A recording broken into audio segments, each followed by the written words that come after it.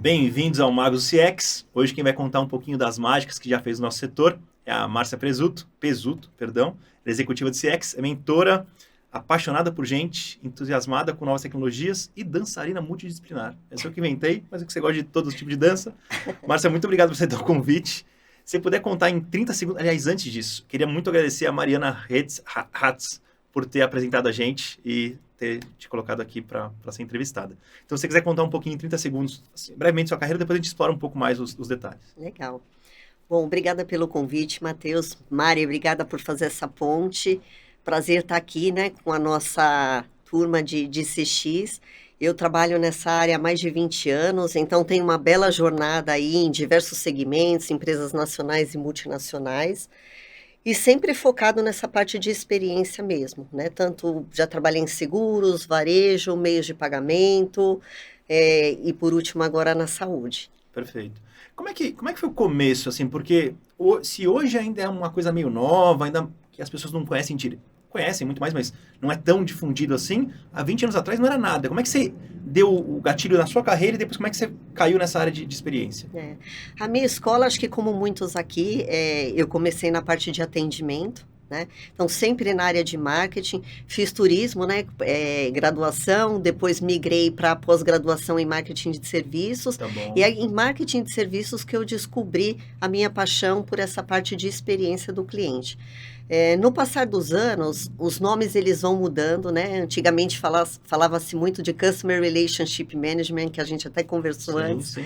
que é o CRM, que é você estabelecer uma estratégia de relacionamento. E nessa estratégia de relacionamento entra essa parte de aproximação com o cliente, como estabelecer as regras, as métricas. Então, eu comecei na parte de atendimento e depois, conforme essa parte de CX foi evoluindo, eu fui migrando para CX, né, olhando a estratégia como um todo. É legal esse começo. Quando você pegou essa área de CRM aí, quais que eram os principais, sei lá, objetivos da área? Era você ter um conhecimento mais específico de cada cliente e conseguir dar um atendimento diferenciado ou não? Qual que era a preocupação naquele momento, quando A você começou? preocupação e existe hoje nas empresas, né? Você tem vários canais, hoje nós temos muito mais, com mídias sociais e tudo mais. Mas na época já tinham mais de um canal. Isso, na época tinha mais de um canal. E aí você tem várias identidades, né? Quando você tem vários canais, é difícil você ter uma identidade única se você não tem uma estratégia única também. Tá. Então, um dos objetivos, na época eu trabalhava na Serasa, e o projeto era como a gente estabelecer uma estratégia única para que o cliente enxergasse a empresa como única. Independente do canal que ele entrar, ele vai ter um mesmo tipo de atendimento. Exatamente. Então, entra aquele desafio de você mapear os processos, estabelecer padrões, regras, a parte comportamental, né? Como que você, cada atendente, cada canal, né? Às vezes você tem o telefone, você tem o e-mail, então são procedimentos que eles precisam ser, né, parecidos, mas muda a estratégia de relacionamento, né? Você tem artifícios diferentes em cada canal, um é assíncrono, um é síncrono, então Exatamente. o que eu posso fazer em um e outro tem que ser um pouco diferente, É mas isso aí. o objetivo era deixar Criar mais essa identidade. Tá. Criar essa identidade. E nessa época já tinha alguma métrica não era o NPS, mas já tinha alguma métrica de sucesso? Como é que... Olha, por incrível que pareça, o NPS, eu comecei a trabalhar com ele em 2007. Nossa, Direto do túnel do nem tempo. se falava. Aqui no Brasil, tinha só, na época, a Serasa e a Philips. Não tinha mais nenhuma outra Foram as duas empresa. primeiras empresas que implementaram o Isso. NPS. O nosso benchmark era internacional. Tá. Então, foi um projeto liderado pela Bain Company na época. Que era quem criou? Então, eu tive a oportunidade, né, de ter essa experiência direto na fonte. E a gente foi desenvolvendo, junto com uma estratégia maior, né, que era um projeto maior de estratégia de relacionamento, começar a implementar o NPS. Tanto na visão que a gente diz hoje, né, transacional por touchpoint, e na visão relacional, que é o relacionamento da empresa com todos os clientes, independente de estar interagindo ou não. Tá. Né, que existe essa diferença. Então, vocês já implementaram nessa época nesses dois pontos. Pô, Exato. cada vez que ele ligava ou entrava em contato com a gente, eu rodava um NPS e a cada 6 meses, sei lá, né, eu tentava rodar até um NPS geral do que ele estava achando da empresa como um todo. Exatamente. Já tinha esse viés. Já tinha esse viés, já tinha essa cultura. E aí o que é muito importante, quando há um desejo genuíno do corpo executivo de implementar esse processo.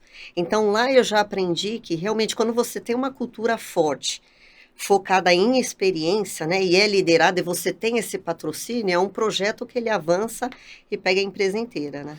Ô, Márcio, mas em 2007, de novo, posso estar errado, quero estar Ah, errado, não existia essa coisa de centralidade do cliente, olhar para a jornada, minha imaginação aqui, sim. né? Era muito menos, era muito mais, cara, eu tenho um bom produto, eu tenho um produto robusto, rápido, um preço bacana e tal, uma marca forte, eu vou vender bem. Ou já tinha na Serasa nessa época, já tinha essa preocupação Então, a Serasa é uma empresa que eu tenho um enorme carinho, né? Ela sempre está na vanguarda, sempre olhando para o futuro. E já tinha essa visão. É claro que não com o nome que a Tá gente bom. usa hoje, de centralidade no O cliente. nome, o nome pouco importa, Isso. mas E eu brinco que assim, o nome ele vai mudando, mas a essência que é como você tratar clientes de forma personalizada, né, clusterizada e alavancar o faturamento da empresa, entregando uma boa experiência, é algo que há muitos anos o mercado persegue, já falava. né? Já falava. Tanto lá quanto nas outras que você atuava. Exatamente, que era o CRM, né? Que era a Tá. gestão do relacionamento com o cliente. Então, dentro dessa estratégia maior, essa parte de entregar uma boa experiência, medir, acompanhar e dar feedback fazia parte dessa estratégia. Ou seja, você está dizendo que essa impressão que a área de CX é super nova, que é super revolucionária, um monte de nome bacana, interessante, isso tudo já existia, esse foco já existia, só tinha uma roupagem. Talvez não se Isso, explicasse tanto o que era cada etapa, mas já existia todo esse viés. exatamente. Legal. E aí você foi passando por empresas, né? Você passou por seguradora, você passou por varejo. Você via estruturas muito diferentes dessa área, CRM, CX, não importa, ou era meio parecido entre as empresas? O que você via de bacana aí, se você quiser contar alguns casos legais? Tá. Então, eu tive a grata surpresa ao longo da minha carreira de implementar novas áreas dentro, né, das companhias de Você experiência, sempre foi trazida para ficar, não para temos, quero que implementar. você venha e coloque. Puta, isso é Exatamente. legal. É. Então, assim, tem ônus e bônus disso, né? Para quem gosta de colocar a mão na massa e começar a estruturar do zero, é super desafiador, gostoso. Só que em contraponto, você tem toda a parte de sensibilizar a empresa, sensibilizar o corpo executivo, todos os colaboradores para o seu trabalho começar a surtir efeito, né? Então, para os colegas que estão começando agora, quando você vai estruturar uma área de CX, o que é mais importante? Você ter um grande patrocínio. E quando eu falo patrocínio, não é de uma pessoa, de um executivo. É você conseguir o patrocínio, inclusive, dos pares e do CEO, principalmente da companhia. Quando você tem isso, você consegue desenvolver um bom trabalho, existe uma relação de confiança que você consegue transitar. Se você não tem essa parceria, fica mais difícil. Então, há empresas que eu trabalhei que eu tinha um patrocínio forte, né, de todo o comitê executivo, e o trabalho floresceu e cresceu mais rápido.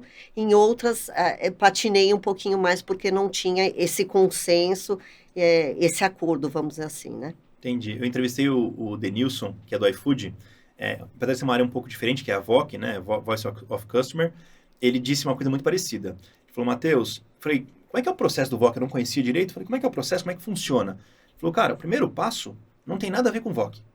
Tem a ver com entender a maturidade da empresa, o quanto eles estão Exato. afins de fazer e dar treinamento, trazer gente, incutir na cultura, de fato, para mostrar, galera, precisamos disso, tá todo mundo comprado nessa ideia? É, Ele falou assim, isso é antes de qualquer coisa do VOC.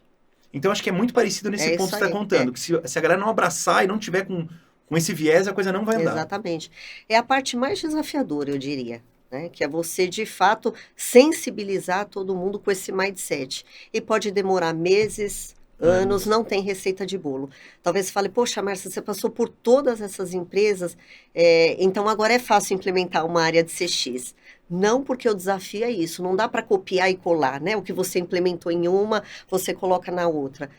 Você vai ter que entender a empresa, entender a cultura, em que momento, que estágio de maturidade ela está, para depois sim você pensar na melhor estratégia. Agora, é claro que as ferramentas em si, para poder medir a experiência, acompanhar, a gente já tem a receita de bolo e já consegue meio que entender o que vai dar certo e o que não dá, Eu acho que né? até mais que isso, né? Você já tem quase que uma caixa de ferramenta com um monte de coisas ali dentro. Você já tem uma visão muito mais clara, então você consegue fazer um diagnóstico mais rápido quando chega no Exato, lugar e falar, cara, aqui exatamente. eu vou usar A, C e Isso, Y, é que isso aí, esse conjunto vai fazer mais sentido aqui. Então você já tem esse conhecimento todo exatamente. para fazer.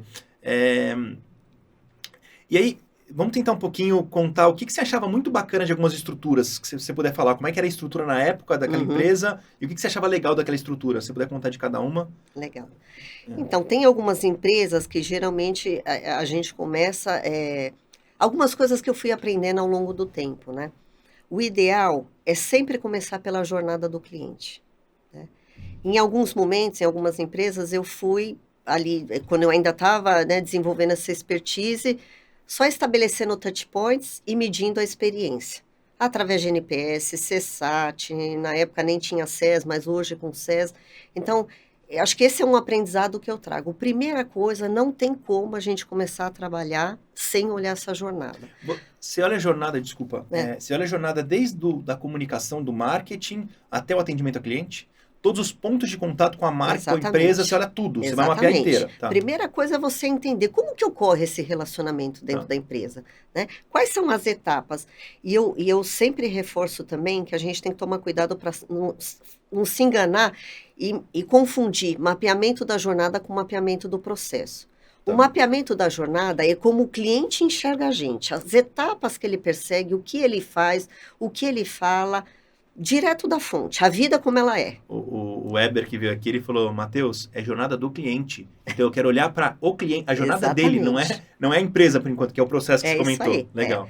Agora, o que é importante também? Nem todas as empresas têm área de processos estruturadas.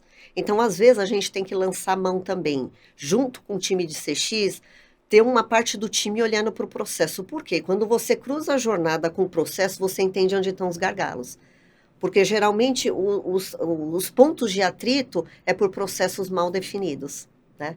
Então, não dá para olhar independente. Você tem que entender a jornada, entender o processo, e aí, cruzando os dois, você vai trabalhar em conjunto com todas as áreas. É uma decisão, é sempre assim, eu vou entender a jornada e eu vou criar o processo em cima da jornada, ou eu vou entender a jornada, vou entender o processo e vou tentar fazer um match. Como é que você recomenda? Eu sei que nem sempre dá pra gente fazer o que é o ideal, mas como é que seria o ideal na sua visão? O melhor de tudo é você entender a jornada, primeiro, né? E aí eu vou tocar o processo de acordo com a jornada. Isso. E aí, aonde você vê que você já tem mapeado os pontos de atrito, aí você dá um mergulho no processo. Se você não tem um time de processo para apoiar ou alguma área estruturada de processo dentro da companhia, né? Aí você começa a mostrar já alguns resultados. Olha, por que aqui dá atrito? Né? Quanto que a gente está perdendo de dinheiro aqui? Porque esse processo está mal feito, porque ele precisa ser revisto e tal. Então, em algumas empresas que eu trabalhei, às vezes eu era pega pelo impulso de implementar já as métricas. Eu acho que esse é um dos erros que a gente faz. E aí você fica com aquele olhar viciado para mostrar resultado, não que eu estou medindo e tal. Mas se é um conselho que eu posso dar, segura um pouquinho essa ansiedade, olha a jornada, porque agora recentemente nessa minha experiência na DASA nós fizemos isso. Quando você entende a jornada, fica claro quais são os touch points que você precisa medir, para você não gastar energia e até para não sobrecarregar as pessoas de pergunta, de pesquisa, né? E aí depois você define a estratégia, o que você vai medir, em quanto tempo, com qual periodicidade, o que você vai extrair e o mais importante, o que você vai fazer com isso. Então, né? Você não pode nem definir métrica, nem pontos que você vai medir e nem estratégia sem conhecer muito bem o cliente. Exatamente. Tá, legal. É uma dica que eu dou. Não, ótimo. E aí, quando você falou de área de processo, essa área de CX, que na média, então, vamos falar assim, você tem essa pessoa que era você que olha muito para o cliente, você tem uma área de processo, você tem uma área de analytics, quais são as principais áreas que você diria que uma boa área de CX deve ter, assim? Tá. Então, tem alguns pilares que são importantes, né, da gente pensar numa área de CX. Você tem que ter um foco, já tive estruturas que eu tinha pessoa dedicada para a parte de cultura e governança, tinha uma outra pessoa dedicada para a parte mais de estabelecer as métricas, os questionários, os indicadores, e tem uma parte de analytics forte, que aí você pode tanto ter parceria com um time de CRM, aí depende como cada empresa está estruturada, ou você pode ter um time de analytics, né, de inteligência de dados junto com você. Tá. Então, se fosse para resumir em 3 pilares fundamentais, seriam esses, né? Um para te apoiar com cultura, a parte de métricas, e a parte de analytics. Tá, e a parte de construir o processo, aí você tem que fazer um cross com outras áreas para fazer. Exatamente. Aí depende. Ou você coloca uma outra vertente aí para desenhar a jornada, pega pessoas especialistas nisso, né? O pessoal de service design, digital design para te apoiar, que às vezes está dentro de tecnologia, né? Tá, Então tá. aí você lança a mão desses profissionais, faz essa parceria, ou você traz para dentro de casa, porque inevitavelmente você vai precisar ter esse desenho, Tá. né? Essa pessoa de governança e cultura, ela fica muito como comunicação interna, ela é mais uma pessoa, quase um agente de projeto que fica cobrando se as pessoas estão com a visão certa. Qual que é o papel?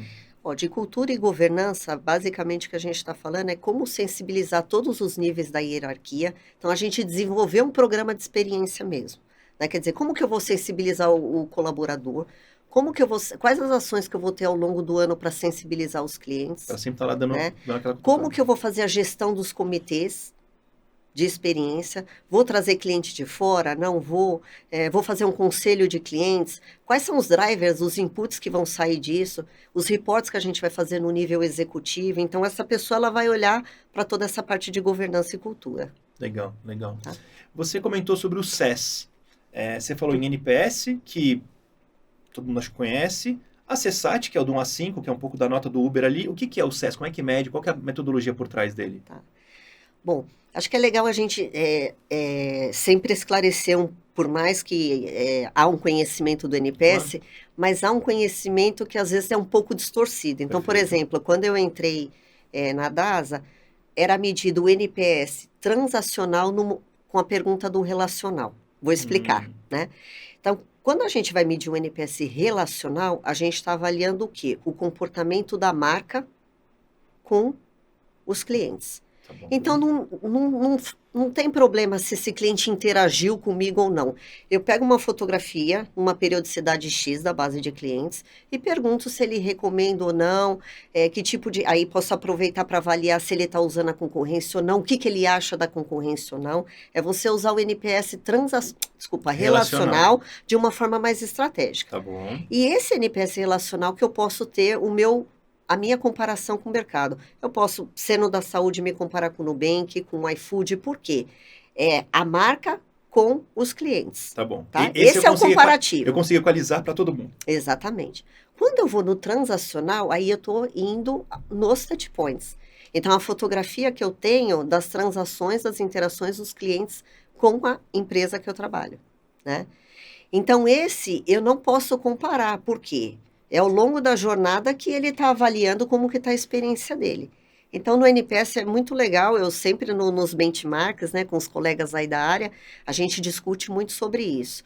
Existe uma diferença, essa diferença é grande. Porque, geralmente, o NPS relacional, ele tende a ter um número pior do que o transacional. Porque no transacional eu estou tirando uma fotografia da jornada e no relacional ele está avaliando a marca como um todo. E no relacional pode até aparecer, e deve aparecer clientes que nunca utilizaram, e aí a gente tem que entender o porquê que ele não está recomendando. Enfim, aí tem outros drivers, né, que vem. Bom, aí a gente tem o NPS, e quando que eu uso o NPS, né? O NPS é para avaliar a experiência com a marca, ou a experiência ao final da jornada. Eu vejo também, às vezes, no mercado é muito comum avaliar o atendimento com NPS. Não tem nenhum problema, mas não é o objetivo fim do NPS, tá? É avaliar a experiência da jornada como um todo. O atendimento é um dos touch points. Aí, por exemplo, eu acho que faz mais sentido um CSAT, se ele está satisfeito ou não, né? Agora, para ele me recomendar o atendimento, quantas experiências ele precisa ter para avaliar ou não? Entendi. Tá? Ou seja, se eu fui só ligar para pedir uma segunda via de boleto, é mais o sentido do CSAT. Exatamente. E aí o CSAT, vamos deixar claro, ele é um sim ou não? Ou ele é de 1 a 5? Como é que... Aí acho que tem várias modalidades, né? Acho que não dá para engessar. Pode ser o sim ou não, pode ser de 1 a 5, mas é curioso que às vezes também cada métrica ela tem um objetivo e uma regra de cálculo. Então o CSAT, se você for na essência dele, ele vai de 1 a 5, né? E você pode ter o gostei ou não gostei. Eu particularmente, ao longo dos últimos anos aí eu estou indo para uma linha mais de questionários abertos. Por quê? Porque mesmo que você tenha uma taxa de resposta menor, você tem menos engajamento, você tem muito mais input. Tá bom. Tá? Então, hoje, uma pessoa que para o tempo dela para se dedicar a escrever o porquê que ela está insatisfeita... Deixa eu escutar bem porque tem coisa ali. Exatamente. Tá. Então, aí são estratégias, Tá. né, que a gente precisa ver. E o CES, O CES é o Customer Effort Score, que é a nota de esforço do cliente para conseguir atingir ou realizar um determinado utilização de um produto ou serviço. Então, hoje, por exemplo, numa central de atendimento, vale muito mais a pena, ao final do atendimento, ao invés de avaliar a satisfação, que é algo que eu venho discutindo muito, né, com isso dentro das organizações, porque a gente ainda insiste em avaliar a satisfação com o atendente. Vamos combinar hoje, em 2023, para um atendente ser grosseiro? Muito difícil. Hoje Muito tem controle, difícil, sim, né? sim. Você tem monitoria, você tem outras formas, né? O que eu quero avaliar é se foi resolutivo. Se aquilo que o cliente precisou, se realmente eu atendi ou Se ele não. resolveu e quanto de atrito, quanto de dificuldade ele tem para resolver, que esse é o... Tá, entendi. Exatamente. Legal, legal. Então, é por isso que eu brinco, assim, é importante entender na jornada, aí sim a gente vai avaliar qual métrica que faz mais sentido. Tá. E como grandes números agora, ficou super claro da pesquisa de satisfação, como churn e outras coisas, o que você costuma olhar também da base de cliente para dizer que são números que dão bons indicativos para saber se está no caminho certo ou não? Então, outros aprendizados, né? Trazendo um pouco de CX na prática. Depende também do nível de maturidade da empresa. Nem toda empresa tem análise de churn, então aí a gente precisa fazer uma parceria, né, com a área de analytics, para ver se tem essas informações, se não começar a ter. E aí o que é legal é a gente começar a avaliar, por exemplo, só o atendimento. Quantos clientes estão ligando por quais motivos? Se eles estão ligando, ao invés de perguntar para o cliente se ele está satisfeito ou não, a pergunta que a gente tem que fazer é: será que ele precisaria ligar para esse motivo? O que eu não estou sendo eficiente? Porque o que toda central de atendimento deve perseguir é reduzir o volume de ligações ou reduzir o volume de procura. Toda vez que um cliente está procurando hoje a gente, é por em algum momento eu deixei de ser eficiente por algum ponto. Ou seja, só o volume de ligação versus a base de cliente já é um indicativo importante. Exatamente. Tá. Né? Depois, quanto de churn eu estou tendo, né? Se eu tiver esse indicador, e quanto que isso conversa com o meu NPS? Será que esses clientes que churnearam, vamos dizer assim, né? Que foram para o churn, eles já vinham me indicando que realmente eles estavam insatisfeitos? O NPS já estava me sinalizando isso, eu não cheguei a tempo de reverter esse cenário? Ou seja, você vai pegando lá um cohort mês a mês, por exemplo. Exatamente. Pra todo mundo que deu churn esse mês, te olhar o histórico deles, o quanto que era a nota desse pessoal. Exatamente. E o transacional, o NPS transacional, ele traz muito essa fotografia. Ao final da jornada, ele traz lá se está recomendando ou não o porquê. Se você tiver isso aberto, o texto, melhor. Eu tive uma experiência legal na DASA, quando a gente abriu o questionário e tirou o flag das causas, porque a gente já tinha pré-definido o motivo da nota. Tá bom. Né? Quando você tira, vem um mar de oportunidade que você nem imaginava. Eu tive uma discussão um dia com uma consultora, que foi brilhante assim a colocação dela. Eu falei, olha, eu sei os motivos que o meu cliente reclama. Dá exemplo aqui, tá? É preço, qualidade do produto, se está chegando no prazo correto e se o certificado, a certificação toda do produto tá ali. Daí ela virou para mim e falou assim, você sabe? Então por que você não melhora o que você sabe? Pois é. Você tem certeza disso? Não tem sentido você colocar uma coisa fechada, sendo que você quer descobrir qual é o problema que esse cara tá tendo. E aí eu falei, puta, óbvio, né? E aí eu coloquei aberto, e aí você começou a descobrir um monte de coisinhas, falando, nossa, tem isso, nossa, tem... É legal, Exatamente, assim, E uma outra coisa legal que eu lembrei agora da gente comentar é a gente precisa tomar cuidado também para a gente entender os motivos de abandono da jornada. Porque quando eu estou medindo o NPS, eu avalio aqueles que chegaram ao final da jornada, que concluíram, e aqueles que se predisporam a parar o tempo deles e avaliar. E os que estão abandonando ao longo da jornada? Então, a gente tem que tomar cuidado com isso. Por isso que também não tem uma única métrica absoluta que vai trazer todas as respostas. Como é que você mede esse abandono? Por exemplo, posso estar no site tentando fazer uma compra e abandono, ou eu estou na ligação e desligo o telefone, tudo isso é... Vai depender do meio, né? Então, por isso que a gente tem que estabelecer estratégias diferentes para cada canal. No telefone, eu tenho a URA, tenho vários processos para acompanhar o abandono. Fica mais fácil, a marcação está mais fácil. Exatamente. Pô, se eu vou para o WhatsApp, eu também tenho controles lá para acompanhar, né? Através de indicativos numéricos, vamos dizer assim. Tá bom. Né? Se eu vou para uma jornada física, Então, usando o exemplo da DASA, a gente percebia muito abandono, que a gente fala do no-show, quando o paciente estava no laboratório ali. Entre eu pegar a senha e eu não ir na recepção. Ou chegar no laboratório, né, e de repente abandonei. Abandonei por quê? Né? O que aconteceu? E aí você tem que fazer outro tipo de avaliação. Você tem que fazer uma avaliação ali no meio físico mesmo e avaliar ali na interação o porquê que a pessoa acabou saindo, porque geralmente, dificilmente ela só pega a senha e vai embora. Tá. Ela espera um tempo tal e aí a gente percebe que a gente fica monitorando, aí você tem outras formas de você avaliar a experiência. Mas ali no presencial tem uma riqueza muito grande. Às vezes na interação com o atendente, reclamando de tempo, você tem indicadores da operação, do tempo de espera, Sim, que já tempo, está te dizendo se está saudável ou não. Não preciso perguntar. do quanto tempo ele pegou o ticket para quanto tempo ele demorou para ser atendido. Exatamente. Tá. Então, assim, de novo, quando a gente olha para a jornada, olha a riqueza que isso traz. Se eu chego, olho só o touchpoint, vou medir NPS, CSAT dos canais convencionais e tal, olha quanta coisa eu estou deixando de medir. E que acaba sendo mais fácil medir essas primeiras, né? Tem o número lá, você está no seu escritório, você não precisa não ter o físico, que complica um pouco mais. Exatamente. Então você começa a deixar mais complexo todo o problema. Mas a jornada ela é digital, né? E dependendo do negócio, ela é muito forte no digital, né? Não, legal. Beleza, vamos voltar um pouquinho naquela história que você me contou. Primeiro você olhou toda a jornada, marcou todos os touchpoints. Como é que você entende os processos depois? Como é que você... Pô, 8 touchpoints. Como é que você vai fazer disso para transformar a companhia? Por um motivo simples. Geralmente empresas muito grandes, elas têm várias áreas. O cliente olha de fora, ele entende a empresa de um jeito. Eu olho a DASA. E aí, quando eu vou no hospital ou no lugar de diagnóstico só, para mim é a mesma DASA. Mas para a DASA são completamente separados. Exatamente. Como é que você cria essa coisa mais homogênea em qualquer lugar que ele esteja, mesmo tendo equipes muito separadas? Sim, é desafiador. Aí entra muito naquilo que a gente estava discutindo sobre o patrocínio, né? Então, na medida que a gente faz o diagnóstico, desenha a jornada, entende os touchpoints, a gente precisa levar conhecimento do comitê executivo e a gente, em conjunto, tomar essa decisão. Então, não é uma decisão de CX separado de uma área, né? Porque ninguém faz nada sozinho. É você chegar para o comitê executivo e trazer uma recomendação.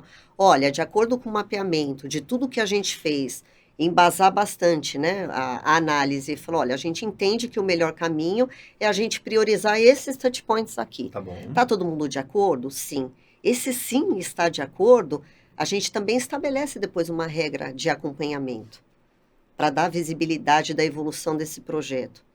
E aí, esses dias, se eu não me engano, foi o Lucas Fonseca que estava falando que o trabalho de CX, ele só começa a florescer quando a gente entende que todo mundo quer ter visibilidade do trabalho que está fazendo. Então, vamos supor, definimos lá que são 3 touchpoints que a gente vai priorizar.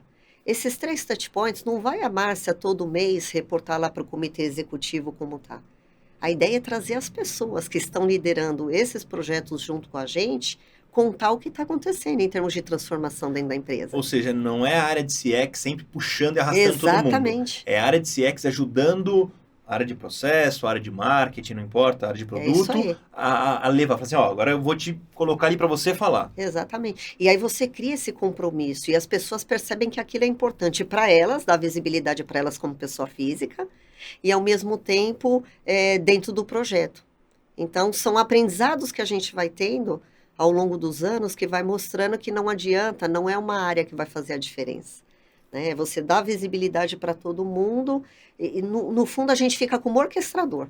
Né? Como se fosse uma banda lá, cada um tem o seu papel. Um evento, talvez, né? Evento. Que você vai colocando cada banda para falar com o diretor ali, ou com o presidente, para mostrar, ó, vai lá, faz assim, coloca isso aqui. Exatamente. Você vai ajudando ele a se destacar na empresa e entregando o seu resultado, né? Exatamente. Então, quando você toma decisões sozinhas e sai fazendo, né, determinando, a coisa não vai. Porque as pessoas precisam entender o valor daquilo e precisam estar comprometidas. Se isso tiver de comum acordo, aí o projeto flui. Caso contrário, você vai ficar numa tentativa e erro, e o projeto não avança. Beleza. Ficou claro, assim, para mim, a jornada inteira. Eu tenho uma dúvida. No ponto final da jornada, que é o atendimento ao cliente, como é que é a interação entre CX e atendimento a cliente para isso acontecer? É igual qualquer área ou tem alguma coisa mais diferente por ser uma operação a quente, ter tanto dado, tanta informação vindo dali? Como é que é o... Então, quando a gente olha a jornada, o atendimento é um dos touch points, não é o único, né? Perfeito. E aí a gente está falando, dependendo do negócio da empresa, a gente está falando do atendimento PF, PJ, multicanal, omnicanal, enfim. Então, o atendimento, sim, ele é importante para trazer os insumos, mas a gente não pode entender que é o único canal. É mais um dos canais. Então, a gente estava até comentando, né, previamente, que o jurídico, por exemplo, é uma área que muitas vezes está esquecida dentro de CX. Né? São poucas discussões que eu participo de CX que a gente envolve o jurídico. É porque quando você olha o touch point, ele nunca tem o touch... Aliás, até tem lá no final, mas Pois você é. acaba ignorando esse touch point, né? Exatamente. Tá. Então, assim, o jurídico é uma das áreas que tem interação no momento triste da jornada, vamos dizer assim, né? Que E gera chegou custo num absurdo, extremo. né? Exatamente. Não é R$10 de um atendimento, é, sei lá, 1.000, 10.000, 100.000 de um Exatamente. processo. Então, quando você traz o jurídico, quanto que a gente está gastando de dinheiro, às vezes por mau atendimento, por falhas de atendimento, por falhas na jornada, você começa a justificar para a companhia também a relevância desse departamento e como que a gente pode trazer saving para a companhia. Ou seja, tem muita grana ali que você pode usar para gastar um pouquinho mais aqui, Pois para é. justificar que você vai reduzir aquele pedaço. Exatamente, até para o investimento em tecnologia. Poxa, às vezes na área de atendimento, mas eu não consigo melhorar, dar mais alto atendimento para esse ponto aqui, para esse serviço. Quando você traz o quanto a gente está gastando, né, por não entregar uma boa qualidade, né, de produto e serviço, você consegue ter o contraponto desse saving para usar investimento do atendimento. Então, tem vários ganhos, né, várias áreas dentro da empresa que a gente nem imagina que faz parte de CX, então não fica ninguém de fora, né? Eu brinco que no mapeamento, quando a gente olha a jornada, não tem um departamento que fique fora. Esse lado que você contou, que você tenta ser muito mais uma parceira e alguém no bastidor que vai ajudar as áreas a se destacar, acho que você acha que a principal característica do bom profissional de CX é esse relacionamento, essa capacidade de entender motivações? Esse seria o grande trunfo de um profissional? Eu acho que o relacionamento interpessoal é algo que é super importante em CX, né? A gente precisa ter esse bom trânsito dentro das áreas, em todos os níveis hierárquicos, porque, como eu disse, todas as áreas têm interdependência. Quando a gente entende isso, fica mais fácil. Então, profissional de CX não pode ter o ego inflado, né? Ah, porque a área de CX que vai determinar, que vai fazer. Não, ela vai orquestrar. Ela vai tirar aquela lente e vai mostrar com clareza o que está acontecendo de uma forma isenta, de uma forma integrada. Esse é o nosso papel, porque cada área naturalmente quer defender o seu ponto de vista. E a gente, como uma área neutra, uma área cross, a ideia é trazer sem emoção. Né? Eu brinco que a área de CX não pode trazer emoção, por mais que ela está vendo as emoções dos clientes, mas ela tem que ser o mais isenta possível. E aí as áreas percebem, poxa, eu tenho parcela de participação aqui está dando certo, aqui está dando errado. Então, não estou tomando partido de ninguém. Então, esse é um trunfo que a gente tem grande. Né? Mesmo com essa preocupação que você contou, você já foi vista como vilã por alguma área? É Não você normal. fala empresa Não, no começo é super comum. Né? Eles olham para a gente, assim, as áreas, poxa, mas é mais um serviço, é mais uma demanda, está ocupando o meu tempo, ocupando minha agenda. Quando a gente começa a virar o jogo e eles começam a perceber o quanto que isso está trazendo visibilidade, inclusive no nível executivo, aí começa a mudar o jogo. Outra coisa que eu brinco, evitar bola nas costas. O que é bola nas costas? Pegar executivo de surpresa em reunião de diretoria. Né? Que você vai lá, desenha a jornada e mostra, olha, gente, isso aqui está acontecendo. Não, é muito importante, gente, os bastidores, alinhar esse jogo antes. Então, faz reunião se tiver, sei lá, 3 níveis hierárquicos, chama os 3 para a mesa, né? Ah, eu tenho o coordenador, o gerente, o diretor. Olha, gente, está acontecendo isso, como que a gente pode fazer? A gente vai precisar subir essa informação, dar visibilidade. O que vocês acham que a gente deve levar e como? É claro, tomar cuidado para não manipular. Claro. Mas aí eles percebem que realmente a gente está junto ali, que não é uma área, que é um outro erro que eu percebo às vezes, duro, né? de dedo duro, e de falar assim, olha, eu estou com esse problema aqui, Matheus, do cliente, você se vira aí para resolver, depois eu volto, você me apresenta o plano de ação. Isso também, ao longo dos anos, eu percebi que não adianta. Às vezes a área, ela não sabe nem o que ela faz com aquilo, com aquele problema. Então, você vai precisar, às vezes, ter, dependendo da estrutura, da cultura da empresa, profissionais trabalhando em CX dedicados para explicar como mapear um processo, como entender um processo, por mais que não seja a nossa atribuição, né? Ou seja, você descobriu uma falha muito grande, o primeiro passo não é mostrar para quem está em cima, é mostrar para o dono dessa falha e dizer Exato. assim, cara, ó, encontrei essa falha, vou ter que subir, mas antes de subir, deixa eu trazer uma outra pessoa aqui para te ajudar a pensar num plano, para quando eu subir a falha, você fala assim, sim, concordo com essa falha e já estamos fazendo um ABC. Exatamente. É Esse, isso aí. É isso aí. E aí não tenho bola nas costas que eu falo, né? De chegar lá na hora e tomar uma bolada, aí você cria inimizade, cria um clima ruim, e aí fica e cria difícil inimigo, né? trabalhar. Você cria inimigo. Exatamente, inimigo. Então não fica como uma área parceira. Então, uma outra dica que eu dou. Criem alianças, estabeleçam relações de confiança, de credibilidade, porque aí todos ganham, inclusive a área de CX, né? E em todas as empresas que você foi, no final, tudo bem, começava ali como um inimigo, né? É. Mas com essa postura, você conseguiu reverter Sim, 100% das áreas, assim? sim, sim. Tanto é que é muito legal quando eu saio, até hoje eu tenho uma amizade com vários colegas, né, De de áreas várias, de diferentes. áreas diferentes, de empresas diferentes. Poxa, Márcia, tal coisa que você e o time lideraram na época ainda perduram na empresa, ainda acontecem, colegas me procuram, às vezes vão para novas empresas que querem implementar uma área de CX, me procuram. Então é gostoso a gente ter essa troca, saber que a gente plantou uma sementinha e que continua florescendo na empresa, às vezes de uma forma mais robusta ou não. Mas eu acho que vale a pena a gente contar também que eu passei por empresas que depois que eu saí, ou as pessoas-chave foram saindo, a área foi perdendo força. Por quê? Porque CX precisa ter energia. Precisa ter energia, precisa ter vontade, garra, determinação. Então, eu trabalhei também em empresa para a gente contar o outro lado, Sim. né? Que simplesmente a área acabou, os profissionais foram realocados e tudo Enquanto mais, você porque estava ali perdeu o brigando com a valor. bandeira, a coisa estava acontecendo. O dia que você saiu, não era cultura, então não virou. E não era só porque era a Márcia e o time, porque existia um desejo genuíno, um patrocínio maior que fazia tudo aquilo acontecer. Então, se enfraquece aqui o time que está tocando, ou se enfraquece a parceria ou patrocínio, não para de pé, Entendi. né? E aí, puxando esse gancho, você falou um pouco para mim, a gente sabe que você é mentora, né? Como é que começou isso? Como é que as pessoas te procuram? Qual que é a sua abertura para que tipo de gente você acha que você consegue ajudar mais? Conta um pouco desse processo. Se quiser contar de alguns casos sem ou falando ou não falando o nome da pessoa, fica à vontade também. Legal. A mentoria acabou surgindo de um programa que eu participei por último agora na DASA, oficialmente, né, como um programa, que eu fiquei interessada, achei legal, porque a mentoria é diferente do coaching, né? A mentoria, ela não tem esse viés de trazer técnicas, de criar um compromisso em alavancar a carreira do profissional. É troca de experiência. É eu trazer um outro ponto de vista para você, com base na minha experiência, e te ajudar a enxergar outras formas, possibilidades que você não está enxergando. E aí pode ser tanto na posição que você está, ou outras possibilidades, né? As suas competências que estão latentes ali que você também não percebia. Então, eu costumo, o meu estilo de liderança ele é muito próximo, né, com o time. Eu gosto muito de entender o outro, de entender competências que vão além de ser X, né? E aí eu comecei a fazer esse trabalho dentro dos times mesmo de mentoria, né? Pô, qual é o seu desejo, a sua necessidade, o que que você está fazendo que te dá prazer, que brilhe os olhos ou não.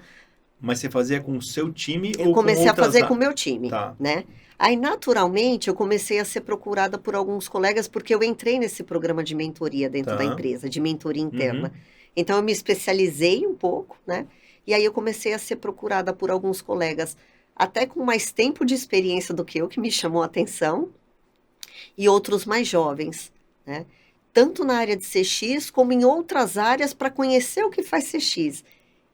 E aí a gente começa a trocar experiência, porque, de novo, o pano de fundo é sempre como encantar clientes.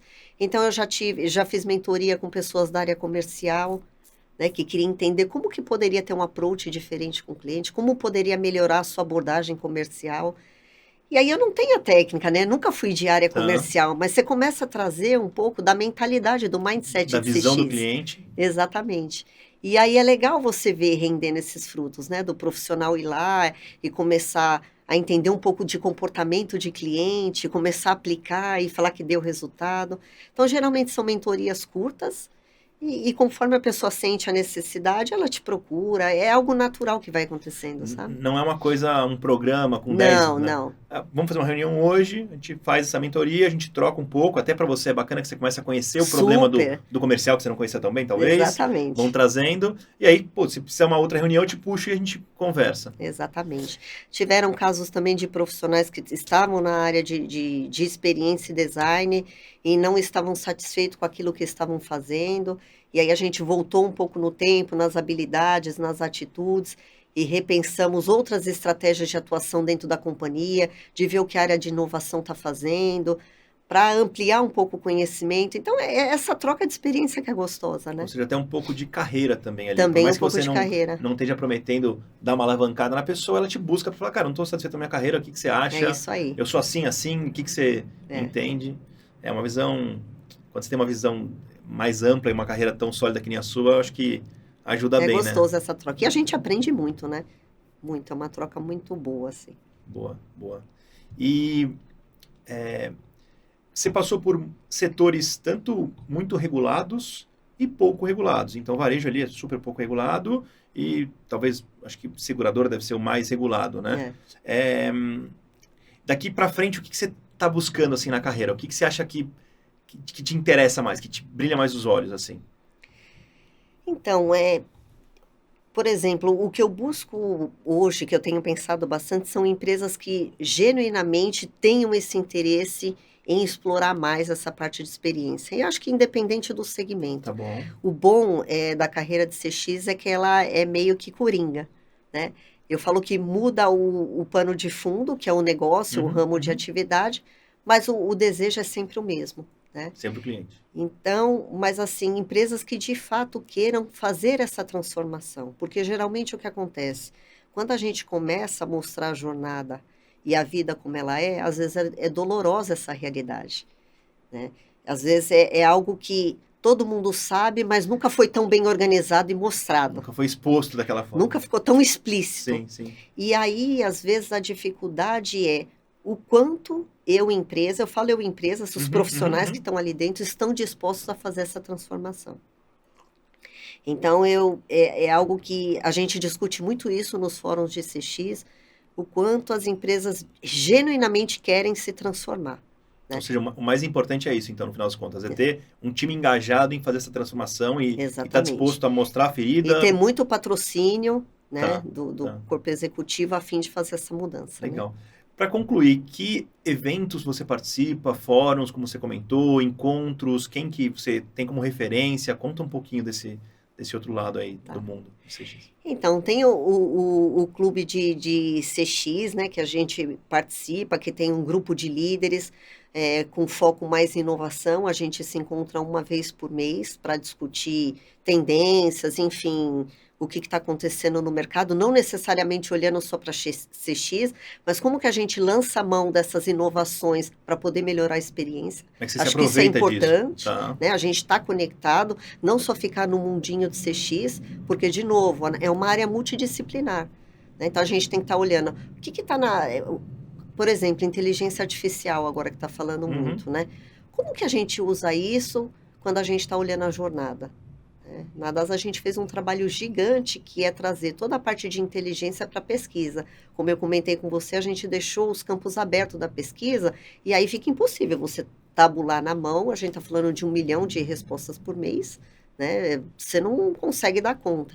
Então, quando você traz essa inteligência ao seu favor para trabalhar e trazer dados e informações num tempo menor, que você consegue agir mais rápido, isso é super legal. Então, tem esse grupo que eu participo. Tem esses fóruns que a gente já conhece, os convencionais, Conarrec, que traz grandes profissionais da área, mas eu sinto falta, que a gente conversou Uhum. sobre isso também, da gente discutir um pouco mais das dores de CX, quais são os cases de insucesso que a gente tem, o que a gente aprendeu com esses insucessos, né? Por exemplo, um case de insucesso que eu trago, numa das empresas que eu trabalhei, como não tinha esse patrocínio muito forte do corpo executivo, A gente foi treinar os profissionais, né, os executivos para fazerem contato com o cliente e nós não tivemos uma taxa de adesão conforme a gente imaginava. Então, se a gente não tem o corpo executivo comprando essa ideia e implementando, como que fica o papel, A né, de gerência a CX? gerência que não vai abraçar isso também. Exatamente. E isso acaba perpetuando dentro da empresa. E aí é o momento que a gente precisa parar e pensar e refletir se realmente vale a pena a gente colocar as energias naquela empresa, se a empresa de fato quer avançar nesse projeto ou não. Então tem esse lado de CX que ele não é tão glamuroso, né? A questão de CX com design, a questão de CX com tecnologia, CX dentro do marketing. E hoje acho que a gente ainda caminha para buscar um lugar ao solo que seja uma área mais isenta. Quantas empresas hoje no Brasil que tem uma diretoria só de experiência, que reporta direto para o CEO? São poucas. A gente ainda não conseguiu essa cadeira, essa posição. E quando a gente está debaixo de qualquer uma dessas estruturas, existe muito conflito de interesse. Né? Porque quer queira, quer não, como eu falei, a gente está olhando a empresa como um todo e mostrando as intersecções. Então fica tudo muito exposto. Então, quanto mais CX puder ser isento, mais autonomia e liberdade para trazer a verdade ela vai ter. Ou seja, se você está embaixo de uma área, seja de TI, de produto, não importa, sempre vai ter algum viés porque você está naquela área. Exatamente. E aí os outros falam, não, pera, você está vindo colocar o dedo na minha área, sendo que você é daquela área, não tem nada a ver. Exatamente. Então o ideal seria ter isolado essa estrutura. Esse seria o cenário ideal, mas eu entendo também que tem uma curva de maturidade, de aprendizado que a gente ainda precisa fortalecer o nosso trabalho para que de fato ele se faça presente, necessário e sendo visto como algo que precisa ser separado. Mas eu acho que ainda tem uma longa jornada para a gente percorrer. Muito bom. Márcia, muito obrigado pelo papo, muito bom, assim, acho que sua experiência e o jeito que você vê a coisa é muito pé no chão, é muito sem máscara, como você falou, meio isenta no sentido não de ser insosso, é com energia, mas assim, cara, eu preciso olhar número e fazer mudança. Então tem um lado bonito ali de, né, glamour, customer experience, mas tem todo o lado do back-office, de ir atrás, de falar com um a um, trabalho de formiguinha. É muito legal de ver essa sua visão do todo, assim, muito legal mesmo. Muito obrigado, viu? Imagina, eu que agradeço, foi um prazer estar aqui.